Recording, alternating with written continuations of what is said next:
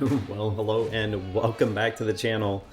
Yeah, we have some interesting things taking place on Twitter, and the amount of cope coming out of these people is just astounding. And it's not just from the people on Twitter, it's from the mainstream media on Twitter. So this, of course, coming from Deirdre Bosa, who is with what, CNBC? Let me just double check here.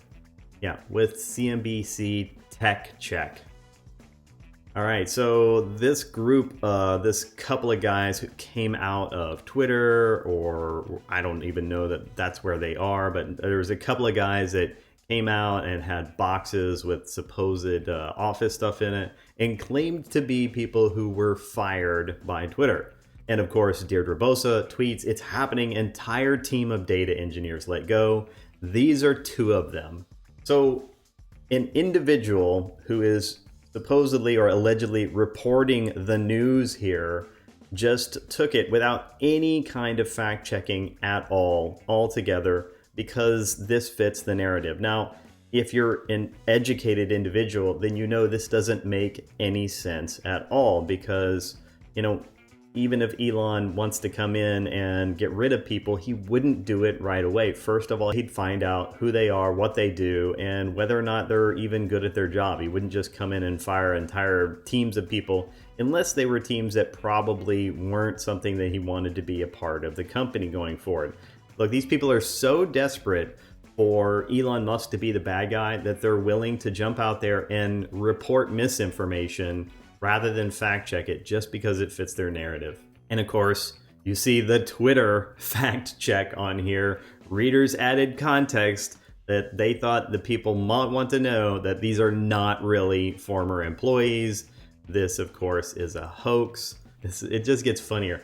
Then we see the cope start to come out from Deirdre Bosa. Earlier today, we reported on CNBC that a team of data engineers was let go at Twitter based on the account of two people who claimed to be employees, but we never bothered to even verify that. Who told us they were a part of the team? We have not been able to confirm that they were actually employees or that the company has laid off anyone today. Well, the company did lay off people, but it was the CEO, the CFO, and the lead legal guy, that Edgett guy, who I said was going to get let go pretty early, and I'm happy that he did. So it's just funny. The comments here, how I sleep knowing I spread irreversible amounts of misinformation online. And this right one, right at the top, this one, yeah, this is how Deirdre Boss sleeps just fine, knowing that she's the one spreading misinformation on Twitter. Although this is one of their main arguments as to why Twitter could not be allowed to go private. And then in trying to cover this up even further, Deirdre Bosa tweets again, "Confusion reigns outside Twitter HQ." Like, oh my gosh, nobody knows what's going on. No, there's no confusion here at all. Like, everybody knows what's going on. What's going on is you took the word of two random people who had boxes in their hands because it fit your narrative. You didn't bother to do any fact checking, like, the thing that journalists are supposed to do. And we're supposed to believe that this takeover by Elon Musk is going to be an absolute detriment to journalist integrity. Well, apparently it is so far, because you're not reporting the news, you're spreading misinformation. Are people being let go? Are they trolling the media? Unfortunately, corporate comms isn't returning our calls. All you had to do was do some basic checks, and barring that, not report, not spread misinformation. I like this one. Man, you're so gullible, right? Absolutely. Like, they got, right? And so this tweet came out by Elon Musk. Now you can see it says this tweet is unavailable. I don't know if he's privated it or deleted it, but let's see what this is all about. So this was, Musk has allegedly fired an entire team of Twitter data engineers, right? As laid off employees Rahul Ligma left and Daniel Johnson Wright are pictured walking out of the San Francisco office on Friday afternoon. And of course, Elon posts, "Ligma Johnson had it coming." See, that was the joke all along. And Elon saw through it but the mainstream media could not. And instead, they reported that Ligma Johnson got let go. These people are idiots, but they're so desperate to portray Elon as an idiot that they make themselves look stupid.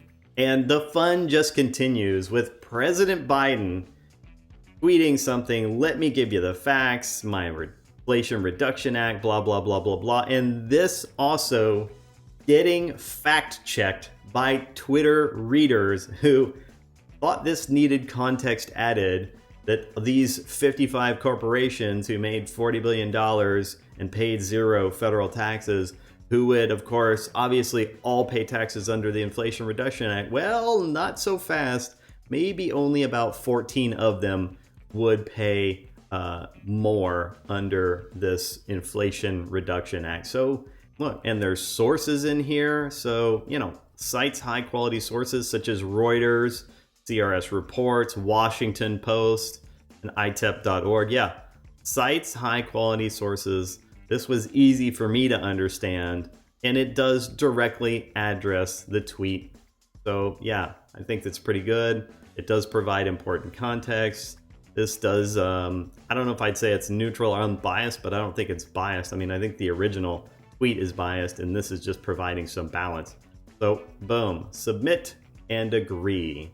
There we go. So that was good context to have. And then we have this wonderful tweet here from Robert Reich, of course, who's just saying, we witnessed a hostile takeover of Twitter by the richest man in the world who regularly tries to silence critics. This is absolutely what oligarchy looks like. Yeah, what oligarchy looks like is Elon Musk coming in, buying Twitter and saying, hey, sarcasm and humor are now allowed on Twitter. And I'm going to make this a free speech platform. And we're going to even fact check the president on things when he's not being 100% transparent in his let me give you the facts tweets. But yeah, this is absolutely what oligarch looks like. And then it gets even better. Let's just remember this right here. These tweets from Robert Reich. Anyone who is saying Twitter's ban violates the First Amendment doesn't know Twitter is a private company, and the First Amendment protects individuals against government. So the argument here is then that because Twitter's a private company, that the First Amendment doesn't apply, and so there's no issue about silencing critics. And doesn't that go directly to this tweet here from the same guy? Previous people who ran Twitter definitely censored free speech. He was okay with that then. Censoring free speech is okay. And now, an oligarch wants to allow free speech on this platform.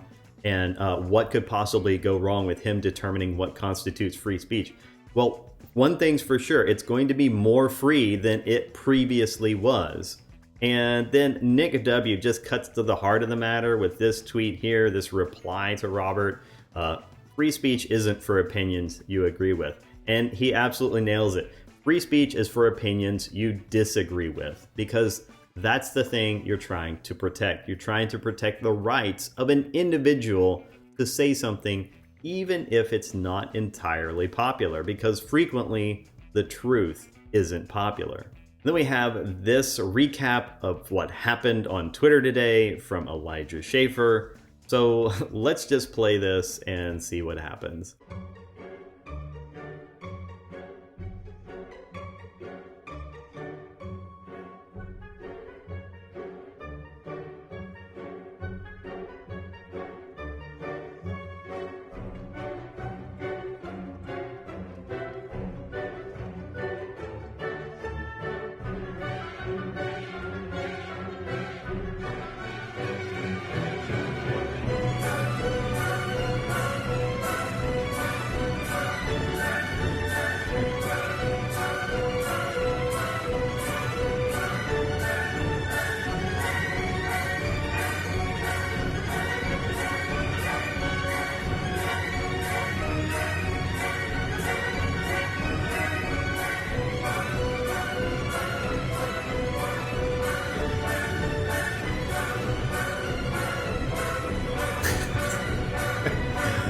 The people hiding under their desks is fucking hilarious. And so is the CEO.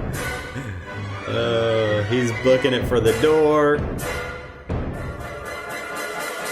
And what does he find? Sweet. Very sweet.